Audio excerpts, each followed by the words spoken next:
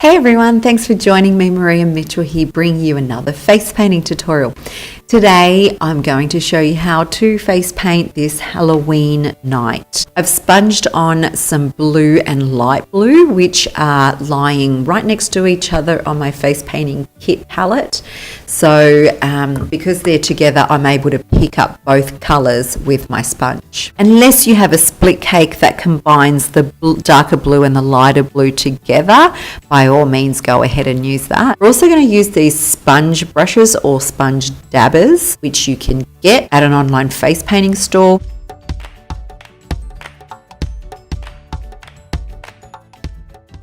With a half face painting sponge, pick up some light blue and some dark blue. Make an axis reference point right in between the eyebrows, and now bring your sponge into a diagonal and start dabbing on a half circle. Now you're using the edge of your sponge to start off on one side, then as we're bringing it to the middle of the face, we're going to bring it flat and continue to dab it flat. So from the edge, the side edge of your sponge, and also bringing it flat to get to the middle of the face.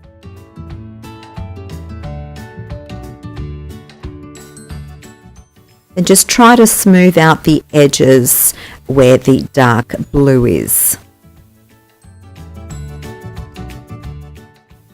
Now I've just done 3 sprays onto my large dabber, and I've picked up some white face paint, making sure that the paint is sticky and not too wet.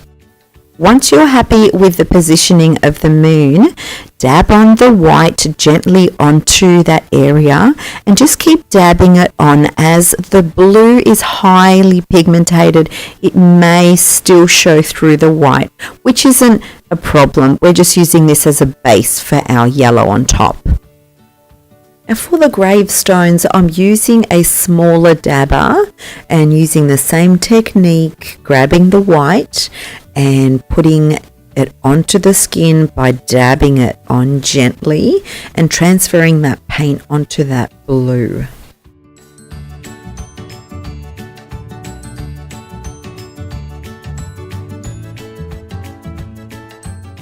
Now with a number 6 round brush, I've picked up some Superstar White, which I find is quite a vibrant white. So it's a Superstar White for line work, and I'm just going over that white just to make it look a little bit more solid in colour. And I'm going to do the same with the other gravestone.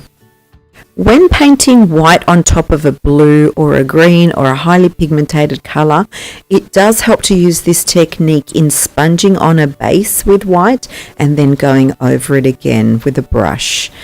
Now for the ghosts, I'm just doing the head and just drawing on roughly the ghost using that Superstar White, which I find is really good at just drawing over highly pigmented colours like the blues. Now moving on to the moon, I've picked up some yellow, just some regular yellow, and I'm just going to outline that white ball with the yellow, and then grab a smoothie blender or a lollipop applicator and fill in the rest of the moon with some Star Blends yellow.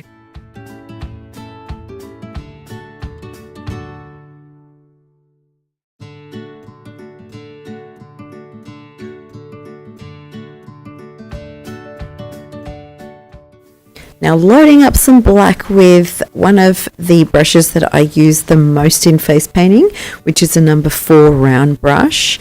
I'm going to load it nicely in order for us to paint the cat on top of this gravestone. If you want to save some time in painting the cat, you can absolutely, most definitely use a stencil for stenciling them on. And that would definitely save you a heap of time if you're trying to get through a busy line.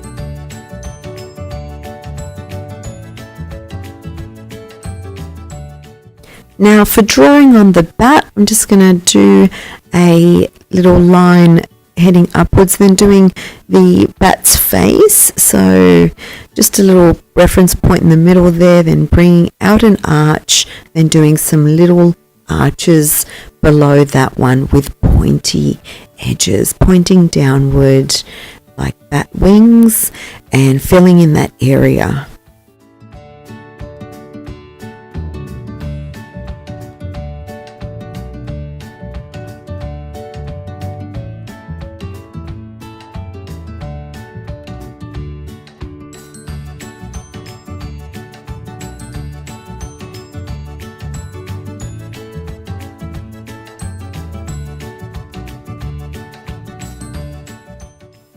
And with a nicely loaded brush with black, doing some spots for the eyes and then a slightly deeper spot for the mouth. Then outlining the gravestones, you can write RIP on them. You could just leave them as is, or you could even have them grey. That also looks great. They are obviously made out of cement. So now I'm just painting on the fence that's obviously around the cemetery. So just going from thin to thick and then ending off with the thick width down the bottom. So from thin to thick, and we don't want to make them completely straight. We need to make them a bit hickory-pickory, so it looks as though it's quite an old rundown fence. So trying to make sure that it doesn't look absolutely perfect. Now making them a little bit thicker, so staggering them along. Some are thinner, some are thicker. Not all the palings are the same width.